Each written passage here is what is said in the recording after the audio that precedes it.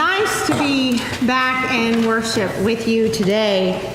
Don't get me wrong, it was nice to be on vacation too. Very nice. But I am glad to be back this morning. As you know, Wayne and I were away to celebrate our 25th wedding anniversary. On the last day of our vacation, we woke up early. It seems it only took us 3.5 hours to get to our destination when we left Dallas, but it was going to take us the better part of a day to make it home. Needless to say, I don't think either one of us slept that last night because we were so worried that we would oversleep and miss our flight home. So before our alarm had a chance to shock us into awareness, we had already showered and dressed and packed our bags. So with all of that done, we settled in to watch the sun rise on the beach one last time before our journey home. That's when Wayne saw it. Way down the beach, he saw a man, the shape of a man, next to an ATV. "I wonder what that guy down there is doing," he asked. "I don't know," I said. Several minutes went by and then he said, "You want to take one last stroll on the beach before we go home? The restaurant doesn't open for 30 more minutes anyway." "A nice leisurely stroll?" I asked.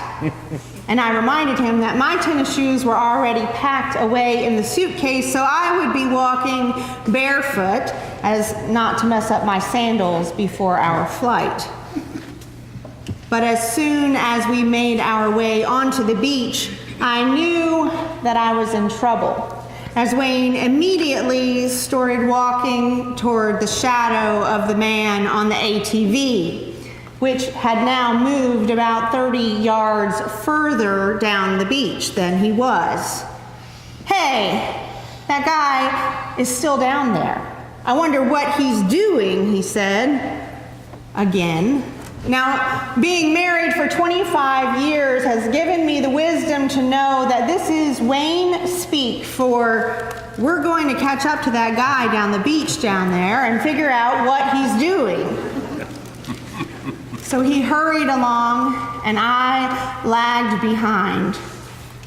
The man was not only moving further away from us, he was also moving further away from the shoreline, back up to the brushy part of the beach.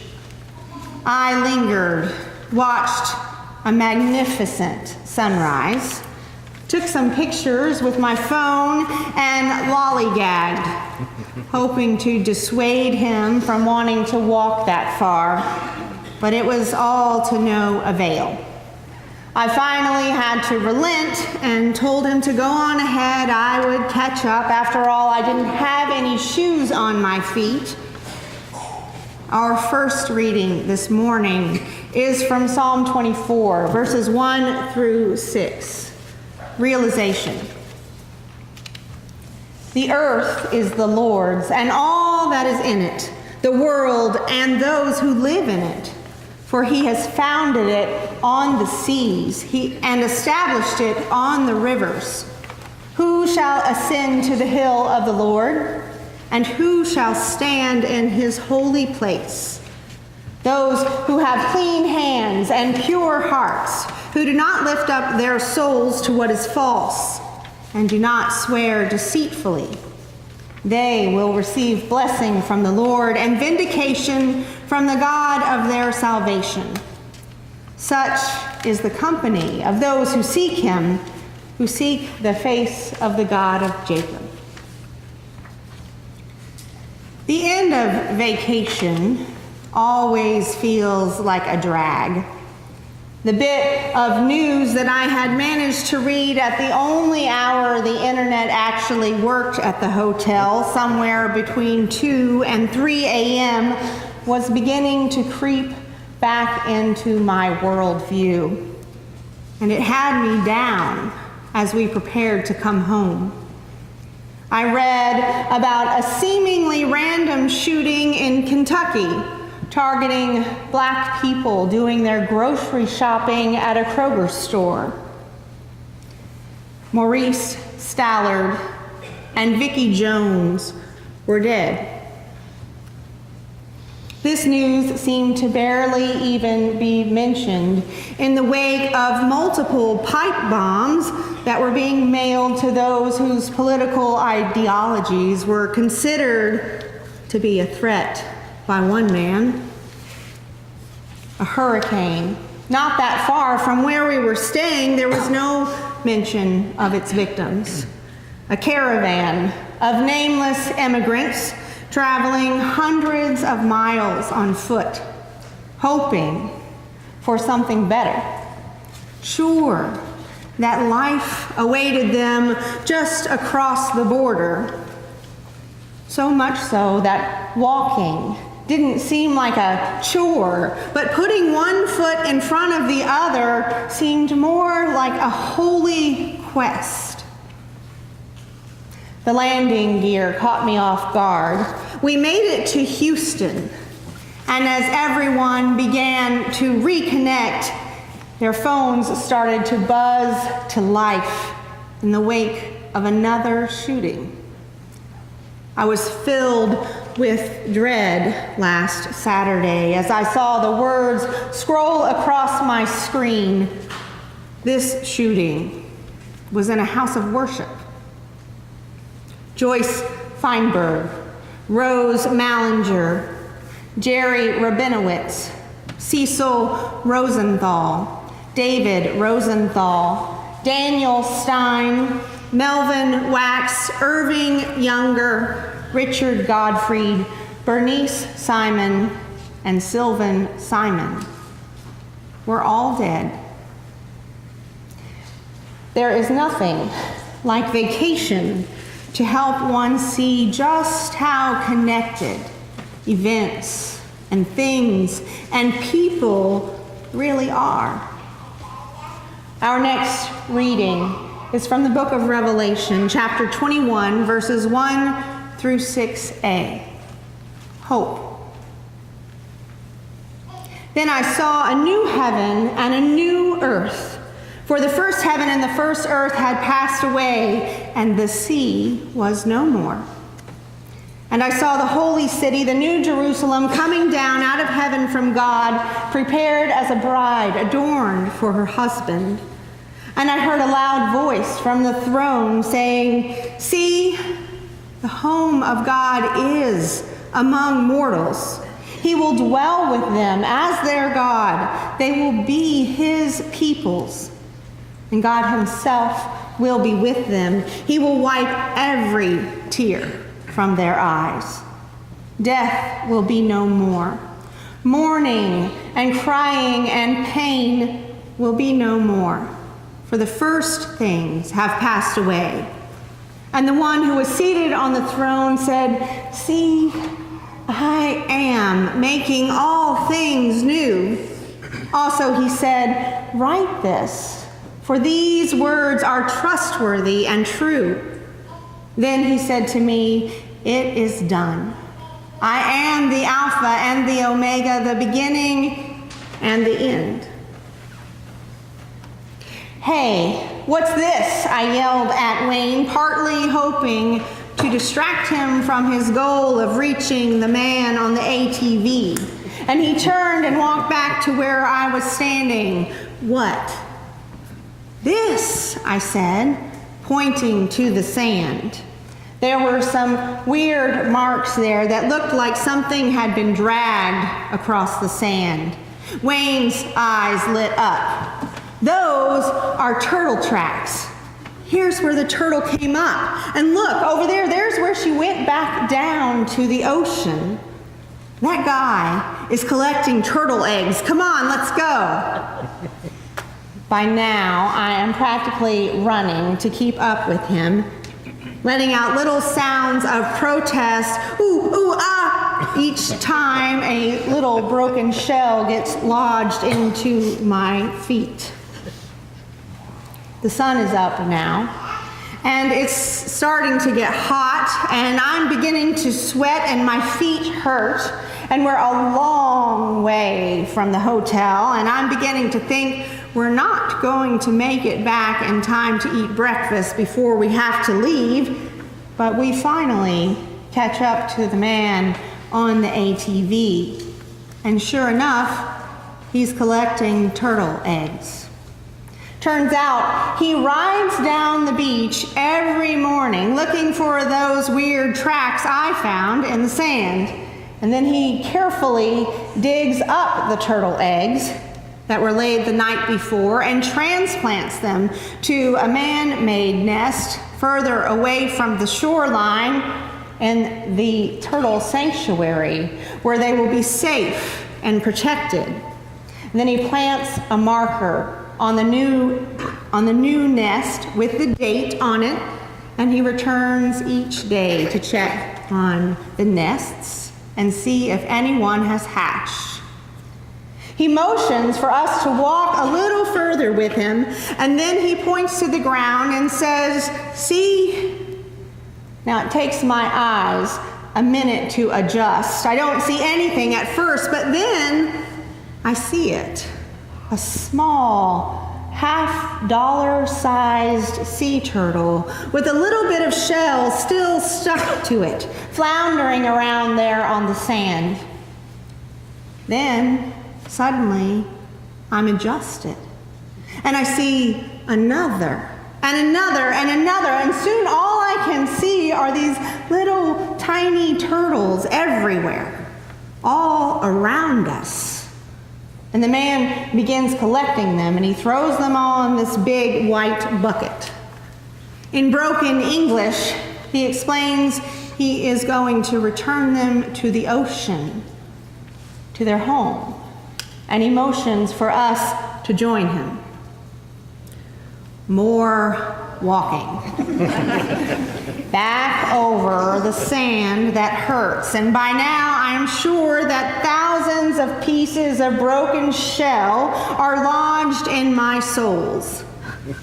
But at this point, I don't really care. I have finally caught Wayne's excitement. We trudge down to where the waves are crashing in on the shore. From what I understand, the waves are always pretty big on the Pacific Ocean side, but since the hurricane hit close to where we were staying, the waves were even bigger than usual. We go past the rope barrier to get closer to the shore, and I am nervous. We've heard stories all week about how twin sisters walking on the beach just a few weeks before we arrived were washed away by a rogue wave. But the man stops just short of the point where my brain would say, "Danger, danger, turn back." And he dumps the bucket of tiny turtles out on the sand. Some land perfectly on their bellies and immediately start making their way to the ocean. Others land upside down and must work hard to right themselves before they make their way to the ocean. And I wonder how it is that they know exactly where to go. Is it the sound of the waves crashing in? Is it the dampness of the sand?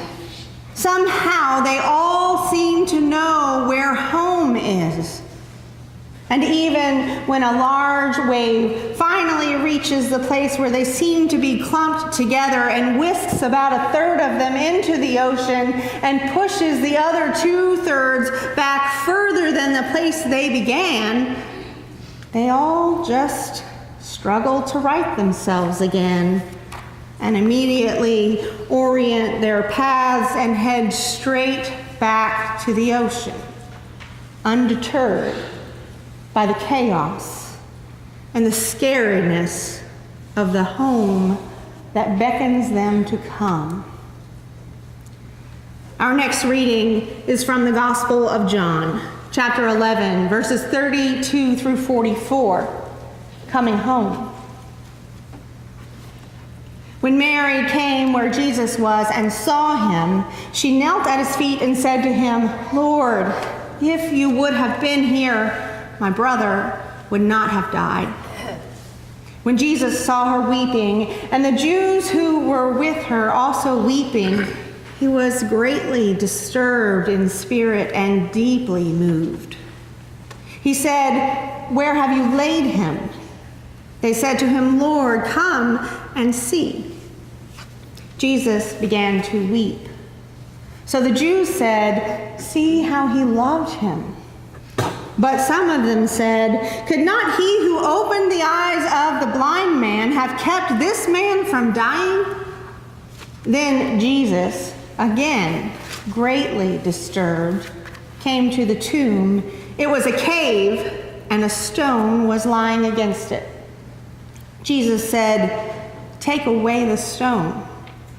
Martha, the sister of the dead man, said to him, "Lord, already there is a stench because he has been dead for 4 days." Jesus said to her, "Did I not tell you that if you believed, you would see the glory of God?" So they took away the stone. And Jesus looked upward and said, "Father, I thank you for having heard me. I knew that you always hear me, but I have said this for the sake of the crowd standing here, so that they may believe you sent me." When he had said this, he cried with a loud voice, "Lazarus, come out." The dead man came out, his hands and feet bound with strips of cloth, and his face wrapped in a cloth. Jesus said to them, "Unbind him and let him go." I am standing on the shore watching dozens of baby turtles make their way to the ocean, to their home.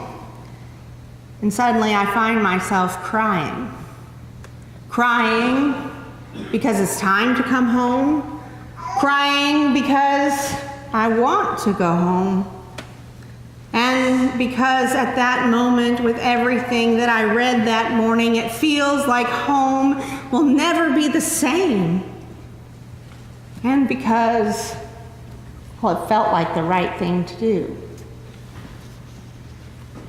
My heart was heavy as we landed in Dallas, completing our journey, even as I was eager to see my family, eager to see all of you. But I can't get those tiny turtles out of my head, eagerly moving toward the ocean, seeming to know that it is water that provides life. That no matter how tall and scary and loud the waves look and sound, the danger of living is also the cost and the reward. They seem to know that they are called to come home, to be their true selves, to find their fluidity, to be who God intended them to be. Today is All Saints' Day, and Lutheran pastor and homiletic scholar David Lose urges churches to remember and give thanks for saints who now live in the church triumphant. So many saints. But he also encourages churches to devote some time to those saints still living in the church militant. Now, ordinarily, that would bother me, that kind of description of the church. I have a hard time understanding church in a militaristic way. But Lose states that the church militant is the church that is still struggling to witness and embody God's kingdom in our world and in our daily lives. And I hope that's who we are. He says towards this end, we could not have asked for a better passage than this one from the Gospel of John, the raising of Lazarus. In this passage, Jesus commands the dead man, Lazarus, to come out of the tomb. And then he commands the community to unbind him and let him go. When Jesus raises Lazarus from the dead in this passage, everything changes in the Gospel of John. The whole scene causes many in the crowd to believe in him. It also causes his opponents to plot his death. The story is inspiring and weird and scary, and it conjures up this whole jumble of emotions. Jesus himself in this short passage experiences ambivalence and anger, grief, and being greatly disturbed and deeply moved.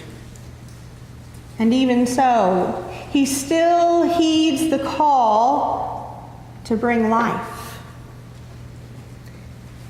In the Gospel of John, Jesus has the power to heal and to restore and to redeem and give life. And yet, with all of this power that he has, he also still seeks to involve us in doing those same things. Involve those who find themselves entangled in grief's grasp to these actions of healing, redeeming, restoring, and bringing life. In fact, he might even expect us to complete them. The emotions in this gospel story are a powerful catalyst for change. Here, shared lament is what leads to transformation. And the devastation of death is what makes Jesus recognize the need to restore life and to involve us in doing so. In the midst of national grief and tragedy, I wonder now, what miraculous thing will God do with our communities now that death and hate appear to have the upper hand, appear to have won, and the stones feel so unmovable? The truth is, I don't know. God is the one who gives life. But I firmly believe that God's intentions will be true to the scripture we read and study, and therefore will be carried out in us and with us and through us. For that is the work of the saints he calls. Indeed, it is time for us to heed the call and come home. Amen.